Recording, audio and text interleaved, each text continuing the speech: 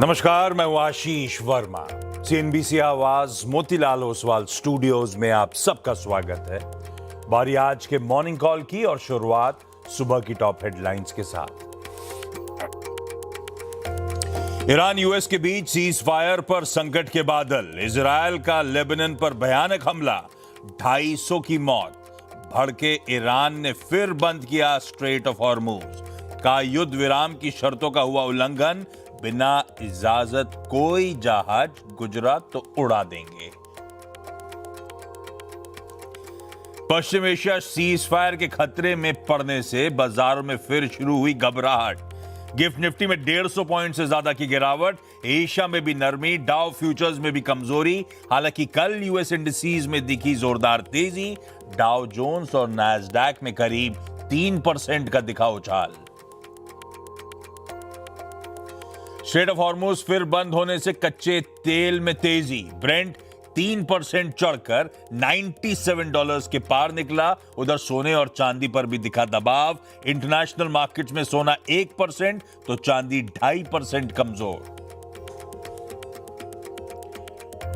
Cabinet ने दी 1,74,000 करोड़ रुपए के 5 प्रस्तावों को मंजूरी। फर्टिलाइजर के लिए सरकार देगी ज्यादा सब्सिडी। अरुणाचल प्रदेश में एनएचपीसी बनाएगी 1720 मेगावाट का hydro electric project. Jaipur metro के दूसरे फेज को भी हरी झंडी। आज से चौथी तिमाही के नतीजों के मौसम का हो रहा है आगाज। आईटी दिग्गज टीसीएस पेश करेगी अपने results. Q on Q constant currency growth महज 1% होने का अनुमान। ग्रोथ के साथ साथ एआई चैलेंज की कमेंट्री पर रहेगी नजर।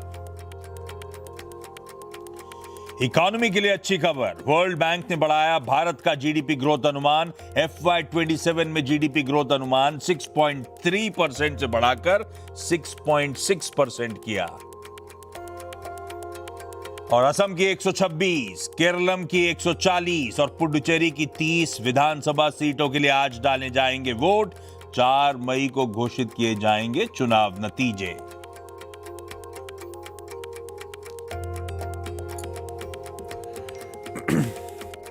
चलिए भाई, गुरुवार की सुबह सेंसेक्स के वीकली कॉन्ट्रैक्ट्स की एक्सपायरी का दिन। और इस हफ्ते की शुरुआत में मैंने कहा था 3 चीजें इंपॉर्टेंट हैं। एक, वो ईरान सीज फायर की डेडलाइन। दूसरा था आरबीआई की क्रेडिट पॉलिसी अनाउंसमेंट। और तीसरा, बेहद इंपॉर्टेंट डोमेस्टिक ट्रिगर कह लीजिए, इंडिया इंक का हमारी लिस्टेड कंपनीज के Q4 प्रदर्शन की शुरुआत। और आज होगा उस रिजल्ट सीजन का आगाज जब दिग्गज टीसीएस अपने तिमाही रिजल्ट्स पेश करेगा। आज यूएस के तमाम इंपॉर्टेंट आर्थिक आंकड़े आने, उनके जीडीपी से लेकर उनके पीसीई प्राइसेस से लेकर उनके जॉबलेस क्लेम्स तक, इन सब पे नजर रहेगी। आज शाम को मेरे ख्याल से 6 बजे वो सारे आंकड़े रिलीज होंगे। और आज से राज्यों के चुनावों के सिलसिले की शुरुआत हो रही है। असम, केरला, पुडुचेरी में वोट डाले जाएंगे, राज्यों और यूनियन टेरिटरी के कह लीजिए। खैर, इस बीच कल बैक टू बैक 5वां स्ट्रेट सेशन था जब भारतीय बाजारों में बढ़त के साथ, मजबूती के साथ कामकाज होता हुआ नजर आया।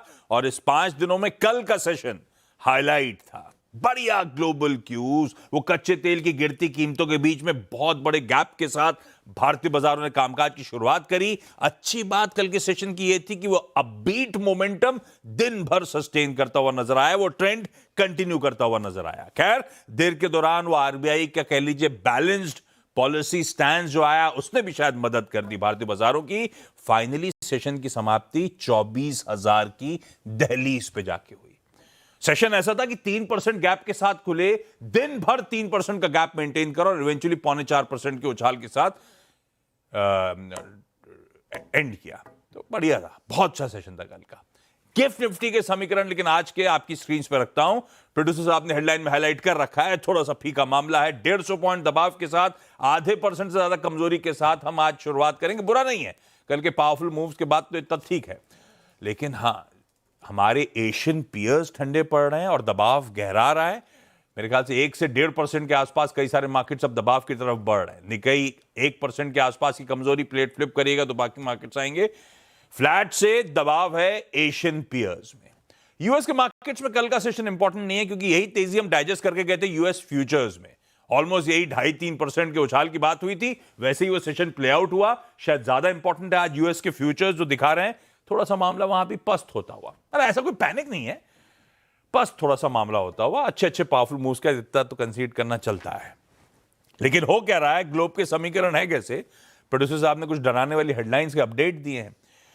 वैसे ठीक भी है, वॉर ऐसे ही थोड़ा ना एकदम से स्विच ऑफ कर दो स्विच ऑन कर दो, ये होता नहीं है, थोड़ा समय लगता है। थोड़ा शायद अभी भाव के लिहाज से बेनिफिट ऑफ डाउट दिया जा रहा है, पर है मामला क्या ऐसा कहना चाहिए कि स्थिति तनावपूर्ण मगर काबू में या बेकाबू हो गई?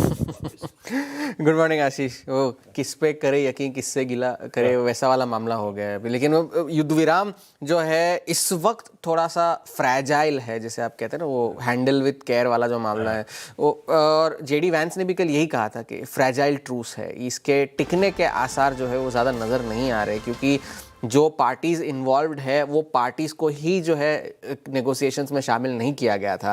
पहले एक तरफ कहा गया था कि लेबनान जो है सीज़ फायर का हिस्सा है, फिर कहा गया कि लेबनान सीज़ फायर का हिस्सा नहीं है। इजराइल कह रहा है कि हमें तो नेगोशिएशंस में शामिल ही नहीं किया गया था, हम हमारे हमले जारी रखेंगे। तो कल उन्होंने लेबनान पर जो हमले किए, वो जो इस युद्ध का सबसे बड़ा हमला था, सबसे ज़्यादा लोगों के मारे जाने की लेबनान के स्वास्थ्य मंत्रालय ने पुष्टि भी की है। लगभग 200 से 250 लोगों के मारे जाने की खबर आई है।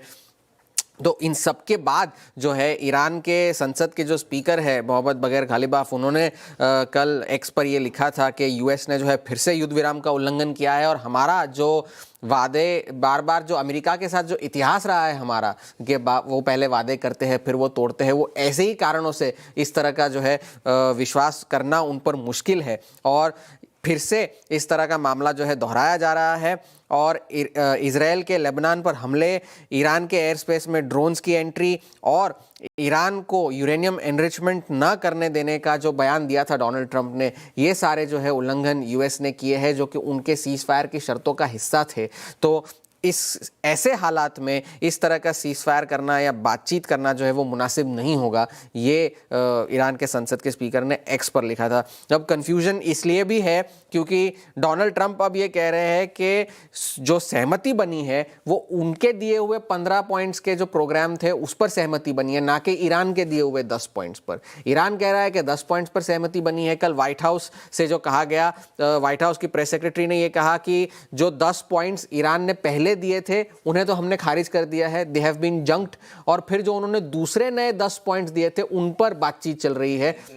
मीडिएटर अगर चुन लिया ना तो कम्युनिकेशन गैप हो गया। मुझे आसान शब्दों में ये बात हुई थी ईरान और यूएस के बीच में, इन दोनों में अभी मतभेद नहीं है, मतलब एटलीस्ट वो मिलिट्री एक्शन रुका हुआ है, लेकिन बीच में इजराइल और ये वाला मामला गड़बड़ा गया। हाँ, इजराइल और लेबनान वाला मामला। और कल उन्होंने कहा भी कि जब तक लेबनान पर हमले चलते रहेंगे बातचीत नहीं हो पाएगी। और आईआरजीसी ने भी कल, जो उनके रेवोल्यूशनरी गार्ड्स, उन्होंने कहा कि हम किसी भी हालत में लेबनान का साथ नहीं छोड़ेंगे, ये लेबनान पर हमले जो है वो रुक जाने चाहिए, वरना अगर ये मामला फिर से भड़का तो उसका जिम्मेदार जो है वो इजराइल होगा। अभी वो स्ट्रेट बंद है, ये कंफर्म हो गया कि वापस उन्होंने ऐसा अपडेट आ रहा था कि स्ट्रेट में न्यूज एजेंसीज ये कह रही है कि उसे फिर से बंद कर दिया गया है। लेकिन कल भी अगर आप देखें तो जब सीज फायर जो अनाउंस हुआ था उसके बाद भी टैंकर ट्रैफिक कुछ इतना बड़ा नहीं है वहां से, तो वो जस का तस ही है। तो आप उसे लगभग बंद ही समझ लीजिए कि वहां पर हालात कुछ बदले नहीं है ओवरनाइट 24 घंटों में।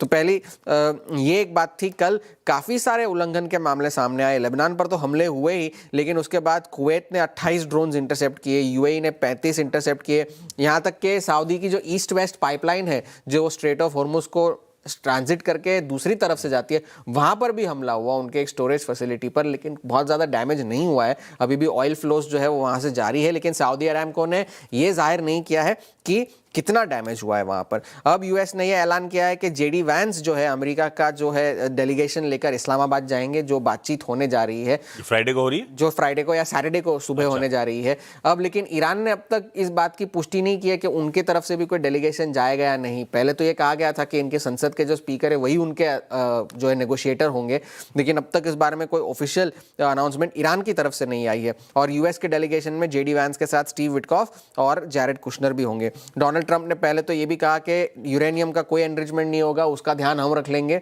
उस पर आपको चिंता करने की ज़रूरत नहीं है। यही बात ईरान पर भी, ईरान को यही बात मुनासिब नहीं लग रही। और लेबनान की जो स्थिति है वो विपरीत है इस समझौते से, तो आप उसे समझौते से ना लिंक करें, ये डोनाल्ड ट्रंप ने रिपोर्टर्स से बातचीत करते हुए कहा। आज लेकिन कल एक और चीज़ हुई, कल फेड मिनट्स रिलीज़ हुए। फेड मिनट्स में ये कहा गया कि ईरान के युद्ध की वजह से महंगाई पर तो दबाव बढ़ेगा ही, लेकिन साथ साथ लेबर मार्केट पर भी दबाव बढ़ेगा। तो एक तबका अब ये है कि कह रहे हैं कि आप ब्याज दरें कम करिए, दूसरा तबका ये कह रहा है कि आप ब्याज दरें बढ़ाइए। तो ये मामला है, फेड पूरी तरह से एक डिवाइडेड हाउस बन चुका है। हमारे तरह वाला मामला हो गया। हमारी तरह वाला मामला हो गया है।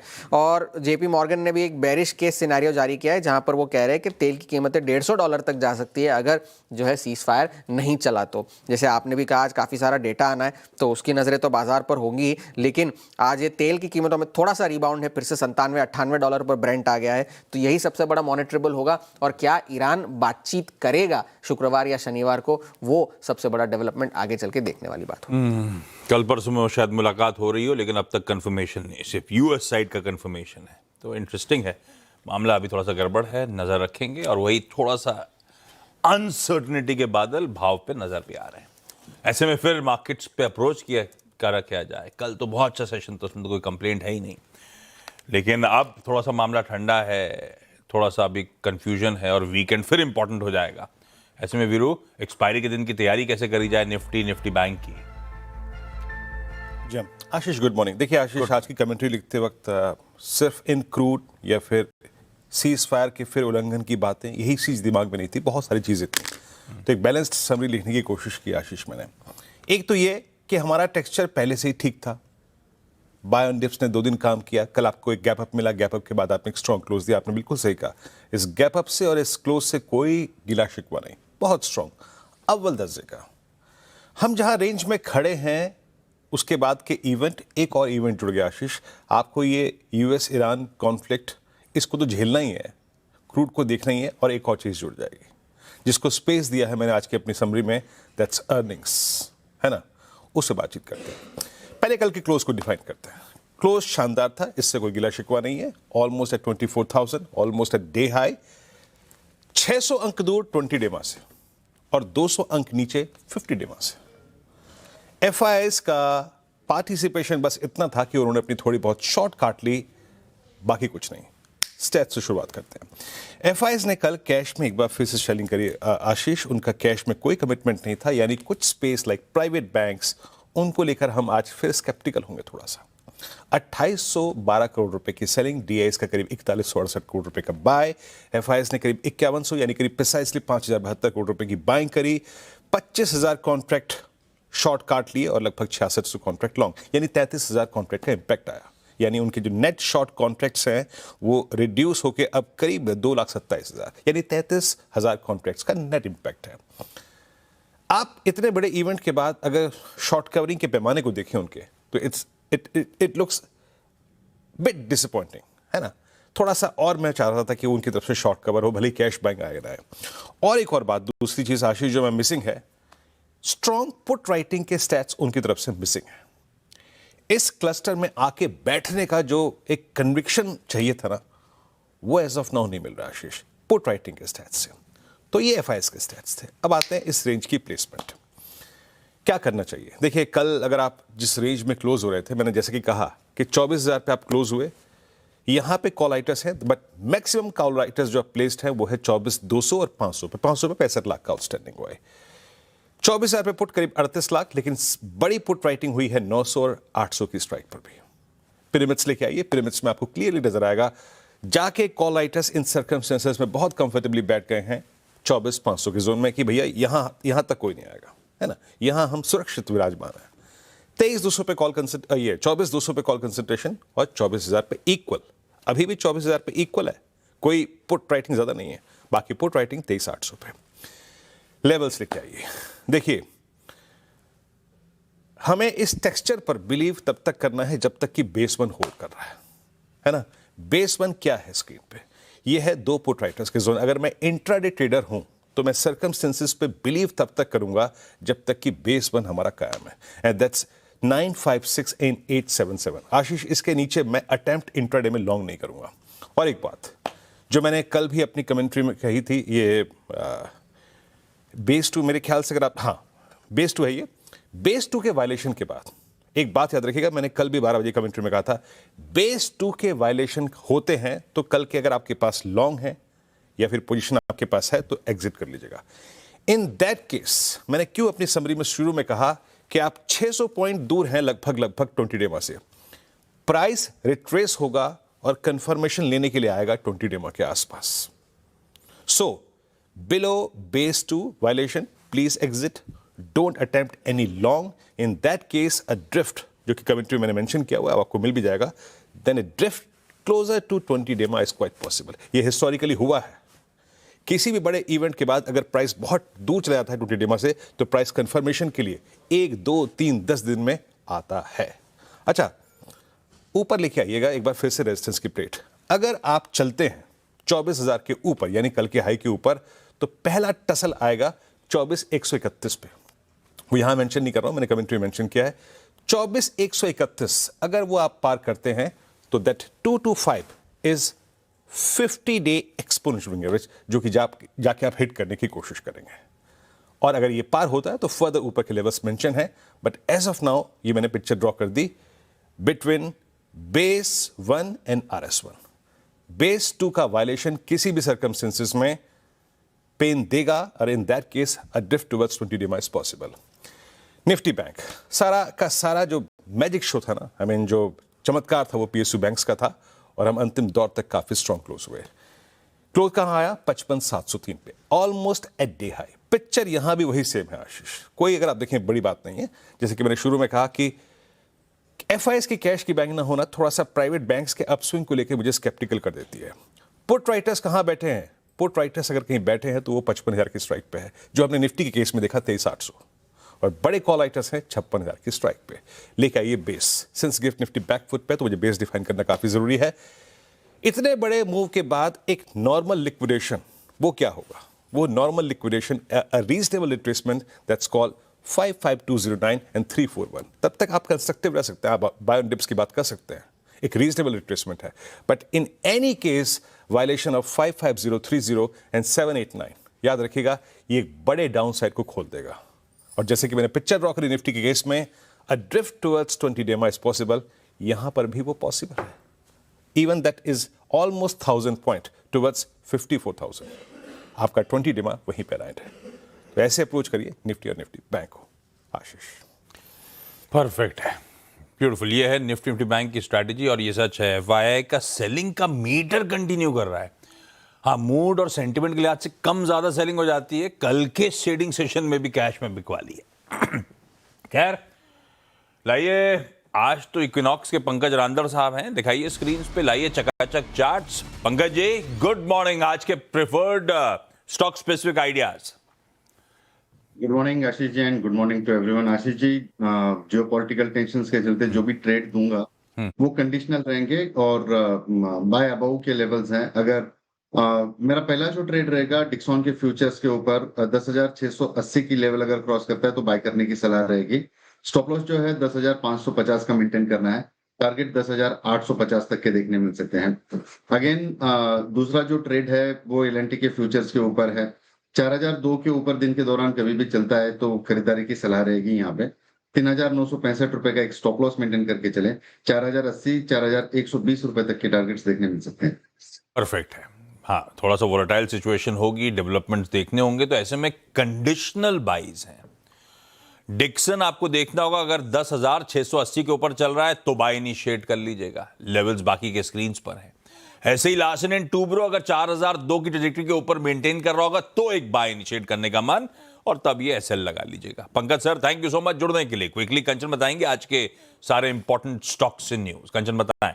Good morning. देखिए, आज रिजल्ट्स की शुरुआत होने वाली है। TCS, आनंद राठी वेल्थ, इलेक्ट्रॉनिक मार्ट और GM ब्रूरीज पे आपको फोकस रखना है। नंबर्स अपने यहाँ पे पेश होते हुए दिखाई देंगे। पूना वाला फिनकॉप फोकस में अकॉर्डिंग टू सोर्सेज कंपनी का 5,000 करोड़ का जो QIP है उसकी जल्द लॉन्च होने की संभावनाएं जताई जा रही है। बेस साइज है 2,500 करोड़ का, वहीं अपसाइज भी 2,500 करोड़ का हमें देखने को मिल सकता है। यहाँ पे हमें 15% की जो इक्विटी है वो डाइल्यूट होती हुई दिखाई पड़ सकती है।